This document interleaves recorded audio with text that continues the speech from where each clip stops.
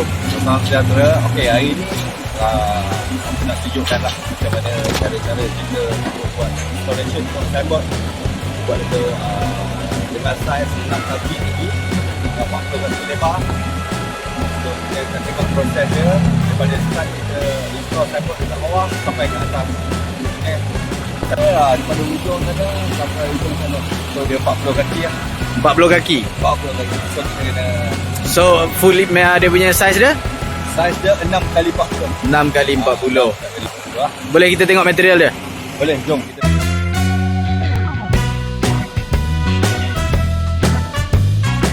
Untuk material dia, kita pakai poli karbonat lah. So panjang dia kita buat 40 kaki. So dia punya printing kita pakai PVC sticker. So kita buat die cut sticker.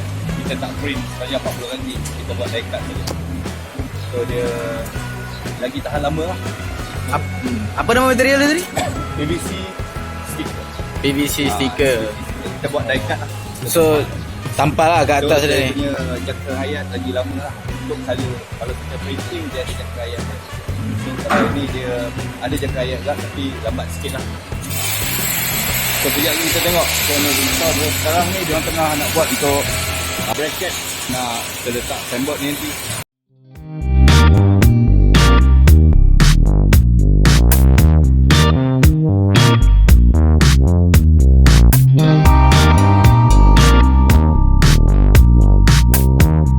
Sekarang ni dia orang tengah buat untuk pasang bracket dekat atas tu. So kita mungkin ada pasang 5-6 bracket lah untuk nak support dia.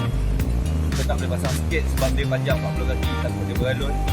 So kita kena buat panjang lah. Kita kena buat banyak lah bracket ni. Anggaran dia punya siap dia Mungkin ambil masa dalam 2-3 jam untuk tak settlekan 2-3 jam. ya untuk proses pemasangan ni.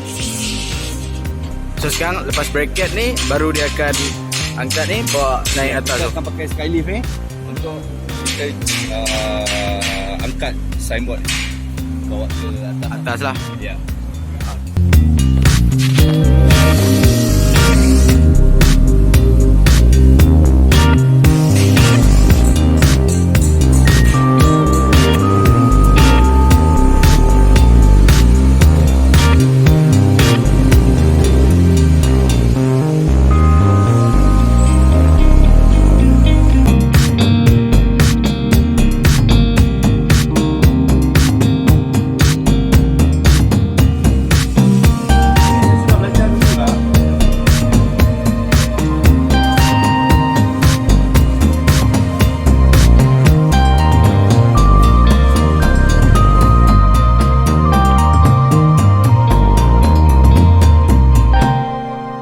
Ini adalah proses nak bawa naik atas pakai tali ni dengan crane lah.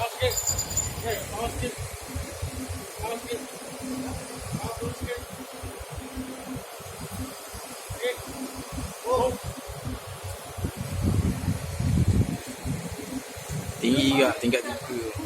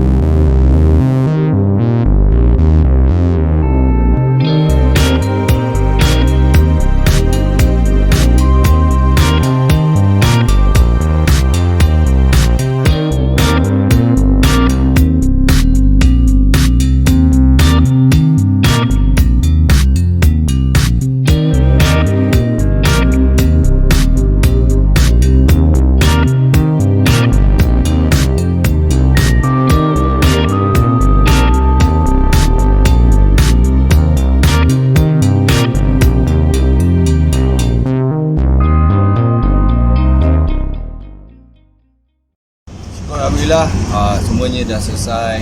Pemasangan untuk signboard yang berukuran 6x40.